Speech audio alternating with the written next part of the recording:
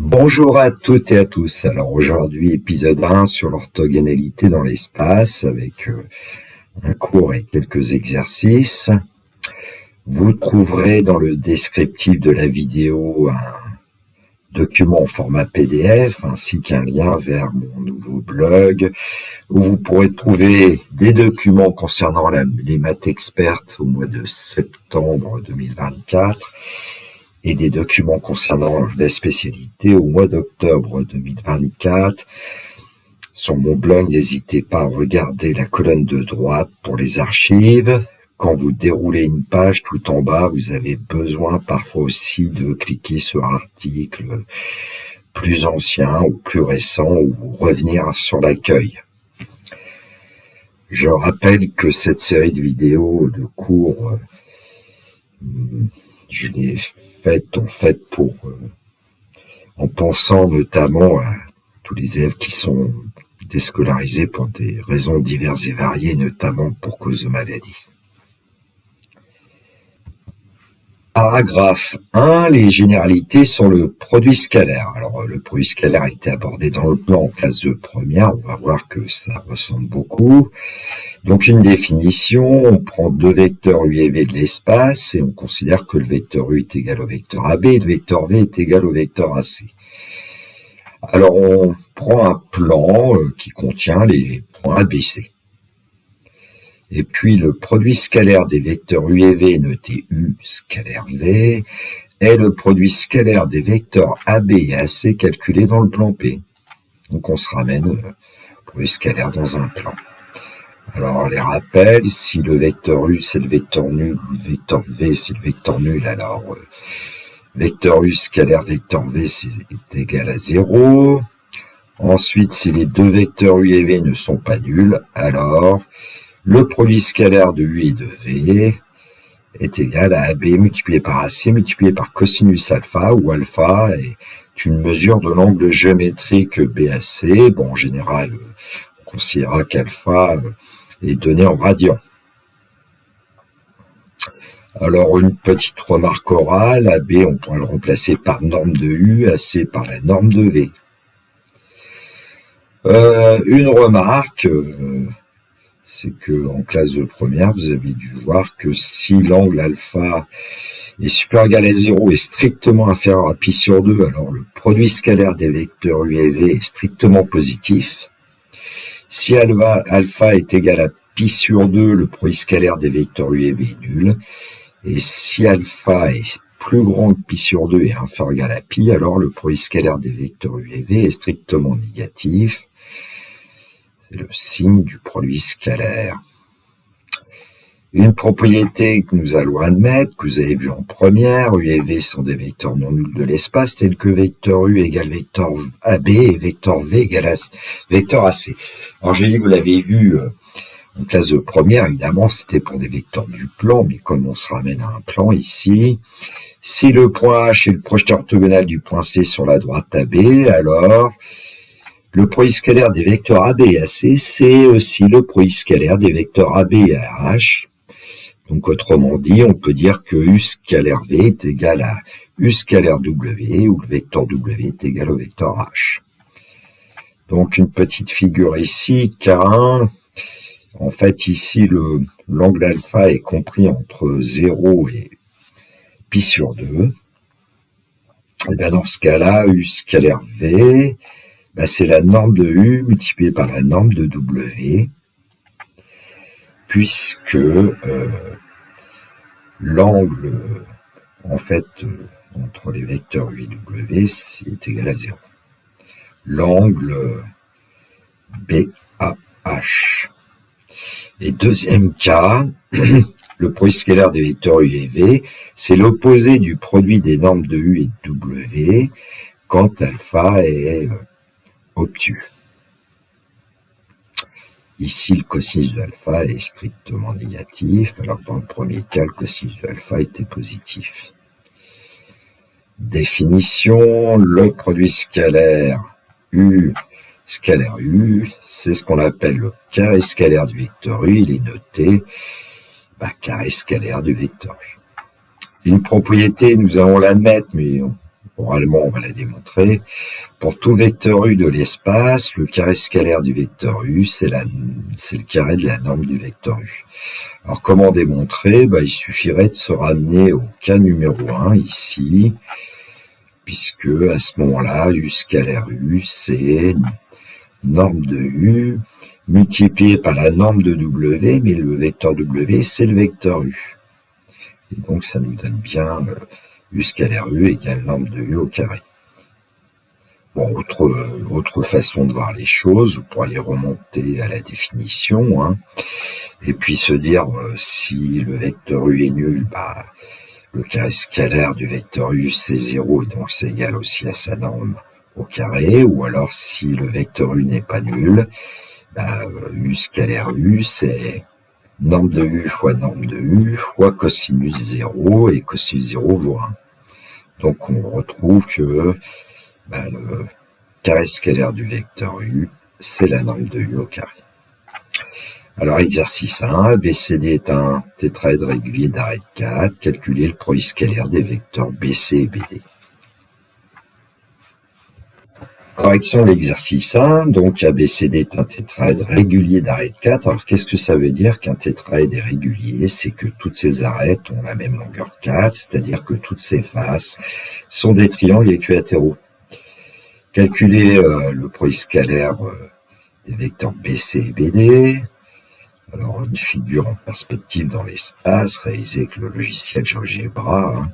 Comme tous les triangles des faces du tétraèdre sont des triangles équilatéraux, tous les angles au sommet valent 60 degrés. Et donc, si on réalise une figure dans un plan, dans le plan BCD par exemple, hein, puisqu'ici on travaille avec les vecteurs BC et BD, on obtient BCD est un triangle équilatéral, donc l'angle au sommet B vaut 60 degrés. On va calculer le produit scalaire grâce à la formule bien connue de la définition. Le produit scalaire des vecteurs BC et BD est égal à BC multiplié par BD multiplié par cosinus CBD. Alors comme BC et BD valent 4, on obtient 4 fois 4 fois le cosinus de pi sur 3, puisque l'angle CBD a pour mesure en radian pi sur 3. Et comme on connaît le cosinus de pi sur 3 qui vaut 1,5, on va obtenir que le produit scalaire demandé vaut 16 fois 1,5, c'est-à-dire 8.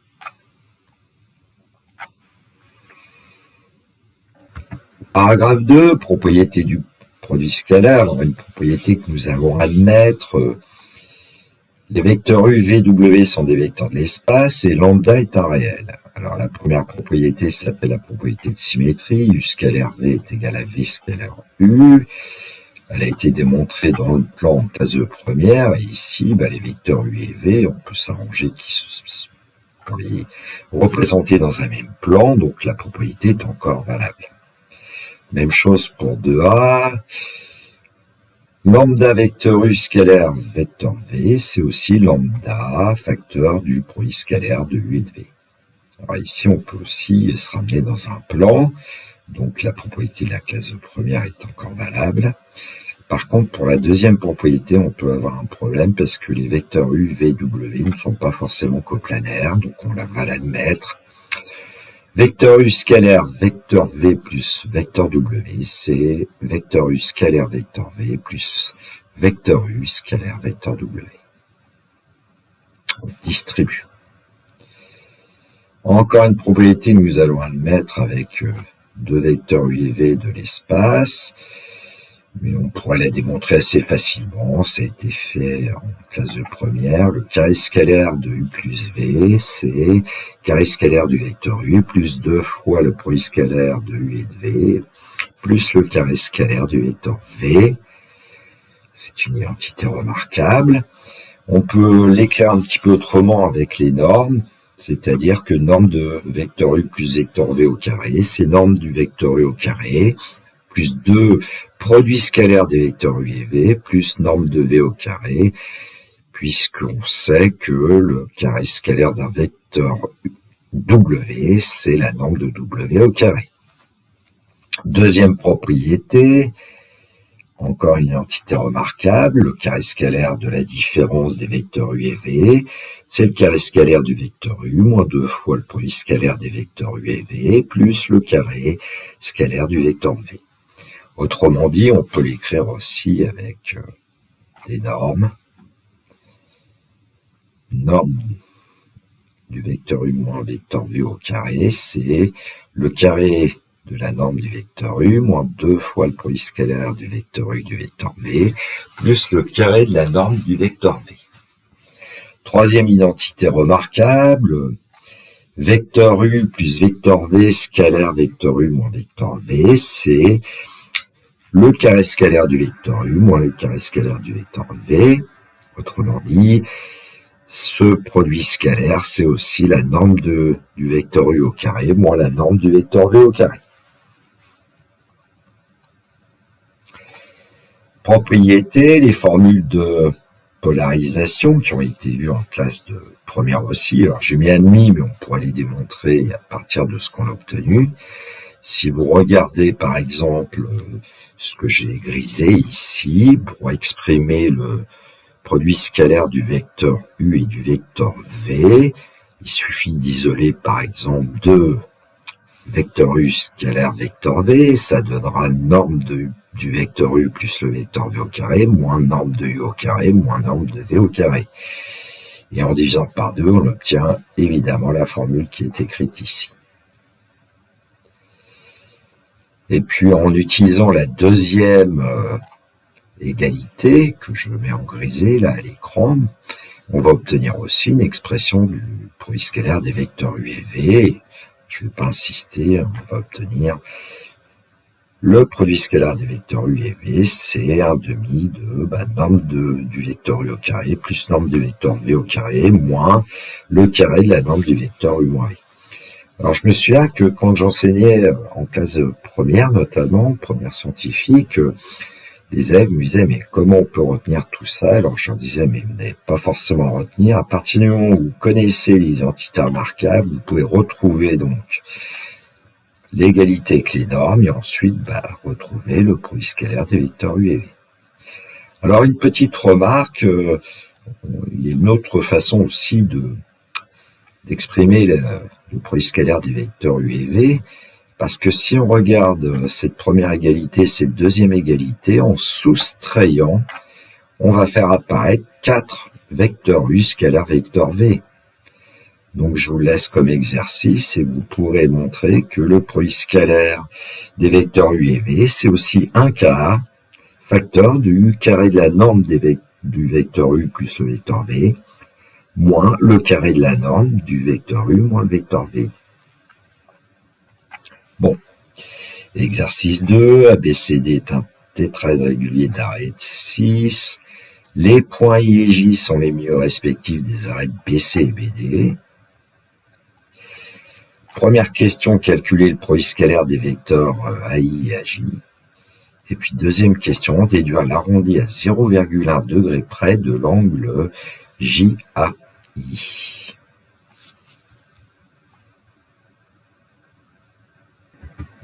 Donc, correction de l'exercice 2, ABCD est un tétraèdre régulier d'arêtes 6, les points I et J sont les milieux respectifs des arêtes BC et CD. Premièrement, calculer le produit scalaire des vecteurs AI et AJ. Deuxièmement, déduire l'arrondi à 0,1 degré près de l'angle JAI. Alors, j'ai effectué une représentation en perspective cavalière à l'aide du logiciel GeoGebra. Et puis j'ai aussi introduit un point, on va voir pourquoi, le point K qui est le milieu du segment EJ.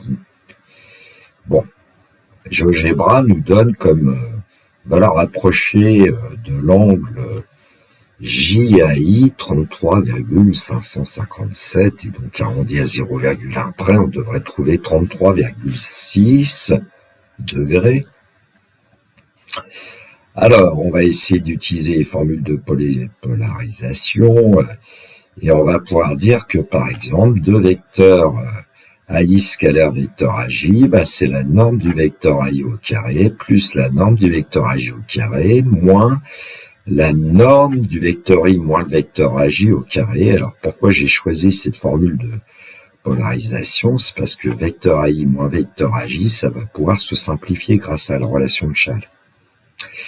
Et donc, 2 vecteurs AI scalaire vecteur AJ va être égal à AI au carré plus AJ carré moins J carré, puisque le vecteur AI moins AJ, c'est aussi le vecteur JI.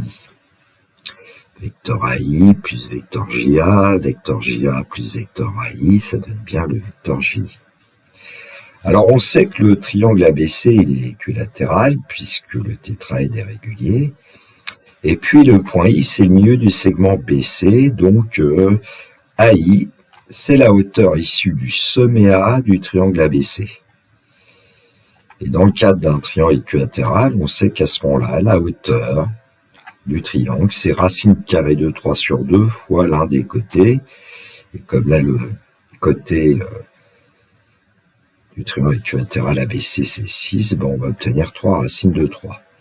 Alors, pour cette formule où on a la longueur de la hauteur, racine carrée de 3 sur 2 fois, par exemple, AB ou BC ou AC, il suffit de représenter un triangle équilatéral et puis ensuite faire apparaître la hauteur. On peut utiliser soit le théorème de Pythagore, soit de la trigonométrie dans un triangle rectangle bien choisi et on obtient cette formule. De manière analogue, on va obtenir que le AJ est égal à 3 racines carrées de 3. Il suffirait de travailler dans le triangle ADC qui est équilatéral. Bon, évidemment, c'est la même démarche. Alors, on peut remarquer que le triangle AIJ est isocèle en A. Et c'est pour ça que je vous ai fait apparaître le point K au milieu de IJ, parce que dans un triangle isocèle, eh bien, la médiane AK va être aussi une hauteur. Ça va être aussi la médiatrice du segment IJ. Ça sera aussi ce qu'on appelle la bisectrice de l'angle A. Ça, c'est la géométrie qu'on fait peut-être plus beaucoup au collège. Bon, les points I et J sont les milieux respectifs des segments BC et CD. Et donc, dans le triangle BCD, en fait, on va pouvoir dire que le vecteur IJ, c'est la moitié du vecteur BD, par exemple. On peut utiliser le théorème de Thalès si on veut. Et donc, la longueur IJ va être la moitié de la longueur BD. Ou bien dire que le double de la longueur IJ, c'est BD, donc 2IJ, c'est 6, et donc on va obtenir IJ égale 3. Alors, 2 vecteurs AI scalaire vecteur AJ, on avait dit que c'était AI carré plus AJ carré moins JI carré, et maintenant on connaît toutes les longueurs. Donc, ce produit scalaire va être égal au carré de 3 racine de 3, c'est 9 fois 3, 27, plus le carré de 3 racine de 3, encore 27, et moins 9, puisque J vaut 3 et le carré de J, ça nous donne donc 9. Et on obtient 45. Et donc, le produit scalaire des vecteurs AI à J, c'est 22,5 ou 45,5. Alors, la deuxième question, c'est de chercher l'arrondi de l'angle JAI à 0,1 degré. Et donc, maintenant qu'on connaît une expression du produit scalaire des vecteurs AI à J, on va aller chercher la formule avec le cosinus de l'angle. Vecteur AI scalaire vecteur AJ, c'est aussi AI multiplié par AJ multiplié par cosinus JAI. Et comme AI scalaire vecteur AJ, c'est aussi 22,5, on va pouvoir dire que AI multiplié par AJ multiplié par cosinus de l'angle JAI égale 22,5. Alors on connaît AI, on connaît AJ. On sait que AI égale AJ, d'ailleurs, égale 3 racines de 3, donc AI fois AJ, ça sera 27. Donc 27 cosinus JAI égale 22,5, donc cosinus JAI, c'est 22,5 divisé par 27, et si on veut écrire la fraction réductible, on va trouver assez aisément 5 sixièmes. Et à l'aide d'une calculatrice, on prend cosinus de 5 sixièmes et on se met en mode degré et on va obtenir l'angle de JAI qui va être environ égal à 33,6 degrés. Paragraphe 3, vecteurs orthogonaux. Alors, définition, Les vecteurs U et V sont deux vecteurs de l'espace. Le vecteur U est égal au vecteur AB. Le vecteur V est égal au vecteur AC. Alors, on dit que les vecteurs U et V sont orthogonaux et on note vecteur U orthogonal vecteur V si, ou bien l'un des deux vecteurs est nul, ou bien, si les deux vecteurs ne sont pas nuls, le triangle ABC rectangle en A. Petite figure pour visualiser. Propriété qu'on va démontrer, les vecteurs U et V sont orthogonaux si et seulement si le produit scalaire des vecteurs U et V est nul. Alors, la démonstration ressemble évidemment à celle qui aurait pu être faite en première. Moi, c'est celle que je faisais avec mes élèves quand j'avais des élèves de première, il y a un certain temps. On pose donc vecteur U égale vecteur AB, vecteur V égale vecteur AC, et l'angle alpha. Alpha est une mesure de l'angle géométrique BAC. Alors, on va procéder en deux étapes. On va d'abord démontrer que si les vecteurs U et V sont orthogonaux, alors le produit scalaire des vecteurs U et V est nul. Et réciproquement, on démontrera que si le produit scalaire des vecteurs U et V est nul, alors les vecteurs U et V sont orthogonaux. Donc, si l'un des vecteurs U ou V est nul, alors forcément le produit scalaire est nul. Et si les deux vecteurs sont non nuls, ce qu'on sait, c'est que le produit scalaire de U et de V, c'est AB multiplié par AC multiplié par cosinus alpha. Or, alpha est égal à pi sur 2 ici, puisqu'on suppose que les vecteurs U et V sont orthogonaux. Et donc, cosinus alpha vaut 0, et donc le produit scalaire des deux vecteurs vaut 0. Réciproquement, étape 2, on suppose que le produit scalaire des vecteurs U et V est nul. Si l'un des deux vecteurs est nul, alors forcément, ils sont orthogonaux, par définition. Et si les deux vecteurs sont non nuls, alors dans ce cas-là, on aura AB multiplié par AC multiplié par cosinus alpha égale 0. Or, comme U, le vecteur U n'est pas nul, ça veut dire que la longueur AB n'est pas nulle. Comme le vecteur V n'est pas nul, ça veut dire que la longueur AC n'est pas nulle. Et donc, automatiquement, on a besoin que ce soit le cosinus alpha qui soit égal à 0. Du coup, on a alpha égale pi sur 2. Et dans ce cas-là, les vecteurs U et V sont orthogonaux. Exercice 3, BCDEFGH est un pavé droit. Les vecteurs AE et BD sont-ils orthogonaux? Correction, l'exercice 3, BCDEFGH est un pavé droit, un parallélépipède rectangle. Les vecteurs AE et BD sont-ils orthogonaux? Alors, j'ai réalisé une figure avec le logiciel GeoGebra. Donc, on a le vecteur AE et le vecteur BD. Alors, évidemment, il y a des manières de démontrer ça, d'ailleurs, notamment avec la géométrie pure. Mais bon, pour l'instant, on n'a pas forcément les outils. On va tout simplement écrire le produit scalaire des vecteurs AE et BD. Alors, comment le calculer? Le vecteur AE, entre guillemets, je ne vais pas y toucher. Et puis le vecteur BD, je vais dire que c'est le vecteur BA plus le vecteur AD. C'est-à-dire, en fait, la tactique ici, c'est un peu d'essayer d'exprimer les vecteurs, j'ai envie de dire, en fonction des arêtes du pavé droit. Et donc, vecteur AE scalaire vecteur BD, c'est vecteur AE scalaire vecteur BA plus vecteur AD. Je vais transformer un petit peu, le vecteur AE scalaire vecteur BD, c'est le vecteur AE. Et puis ici, j'ai préféré écrire vecteur BA plus vecteur AD, sous la forme vecteur AD moins vecteur AB, pour faire apparaître peut-être le point A, toujours en première position, notamment. Bon, il y a d'autres façons de faire. On va développer, donc le vecteur AE scalaire vecteur BD, c'est le vecteur AE scalaire vecteur AD. Après, il y a un moins, vecteur AE scalaire vecteur AB. Or, si on regarde bien, les vecteurs AE et AD sont orthogonaux, puisque ABCDEFGH, c'est un pavé droit, donc ces faces, ce sont des rectangles, donc le vecteur AD est orthogonal au vecteur AE, et puis on a aussi le vecteur AB qui est orthogonal au vecteur AE, puisque ABFE est un rectangle. Et donc les deux produits scalaires sont nuls, donc on va obtenir que le produit scalaire des vecteurs AE et BD est nul, donc le vecteur AE est orthogonal au vecteur BD. Bon. Voilà. Paragraphe 4, base orthonormée et repère orthonormé, évidemment de l'espace, une définition. On dit que la base vecteur I, vecteur J, vecteur K est orthonormée si le vecteur I est orthogonal au vecteur J, le vecteur J est orthogonal au vecteur K, le vecteur K orthogonal au vecteur I, et la norme des vecteurs I, J, K est égale à 1. Donc, une petite figure à les en perspective cavalière avec le logiciel GeoGebra où j'indiquais à la fois les longueurs et les angles.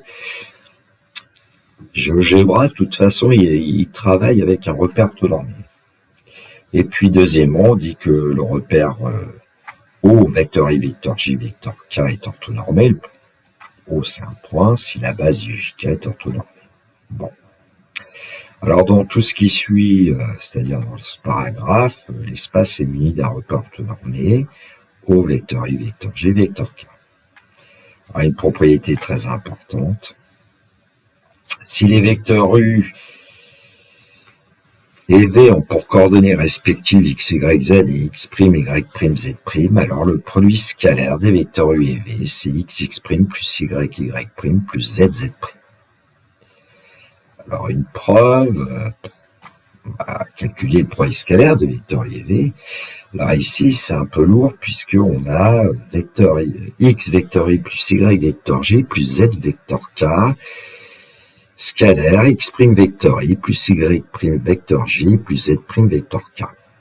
Alors il s'agirait de développer en fait ce produit scalaire complètement, ce que je n'ai pas fait ici, je vais vous montrer pourquoi. Il y a 3 termes dans la première parenthèse, 3 termes dans la deuxième, donc a priori si on développe, il y aurait 9 termes. C'est un peu lourd. Alors je vais vous faire voir 2 autres façons de procéder. Donc on a calculé ce produit scalaire de vecteur U, vecteur V. Alors, première idée, on peut utiliser ce qu'on appelle des tableaux à double entrée. Et puis, à l'intersection d'une ligne ou d'une colonne, on va indiquer le produit scalaire des deux vecteurs. Alors, pour commencer, j'ai fait simple. Il y a le vecteur I. Quand je veux le produit scalaire du vecteur I du vecteur I, je vais forcément obtenir 1 puisque c'est la norme de I au carré, norme de I vaut 1. Vecteur I scalaire vecteur J, ça va forcément donner 0 puisque les vecteurs I et J sont orthogonaux.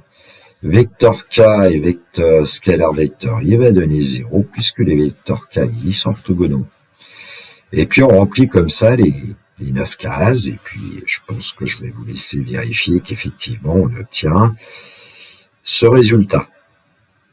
Alors quand on veut calculer évidemment le produit scalaire des vecteurs U et V, comment j'ai écrit ça? J'ai tout simplement dit que le vecteur U c'était xi plus yj plus zk. Puis le vecteur V, c'est x'I plus y'J plus z'K, mais j'ai mis ça donc dans, évidemment, des cases. Alors, comment on va calculer le produit scalaire? X vecteur I, facteur de x' vecteur I, on sait que c'est xx', vecteur I scalaire vecteur I, ça donne xx', norme de I au carré, donc x' multiplié par 1, le résultat qu'on avait ici. Y vecteur J scalaire x' vecteur I, ça va donner yx', vecteur J scalaire vecteur I, mais on sait que vecteur I scalaire vecteur J, c'est 0. Donc en fait, dans les cases où il y avait des zéros, dans le premier tableau, on aura aussi 0 dans les cases en dessous. En revanche, évidemment, comme on a multiplié le vecteur I par x, dans U, on a multiplié le vecteur I par x' dans V, on va obtenir x' ici, évidemment de manière analogue, y, y', z, z'. Et donc, pour calculer le produit scalaire des vecteurs U et V, il s'agit d'ajouter ces 9 nombres. Alors, comme il y a beaucoup de zéros, il n'en reste que 3 en définitive, et donc on va pouvoir affirmer que le produit scalaire du vecteur U et du vecteur V, c'est xx' plus y plus zz'. Autre manière de voir les choses, en fait, j'ai utilisé un arbre, tout simplement. Et puis le vecteur 1, bah, ça peut être le vecteur i ou le vecteur g ou le vecteur k. Le deuxième vecteur, ça peut être ou le vecteur i, le vecteur g ou le vecteur k. Et puis au bout d'un chemin sur l'arbre, j'indique le produit scalaire des deux vecteurs. C'est la même méthode que précédemment, hein, quasiment, mais les schémas sont un peu différents.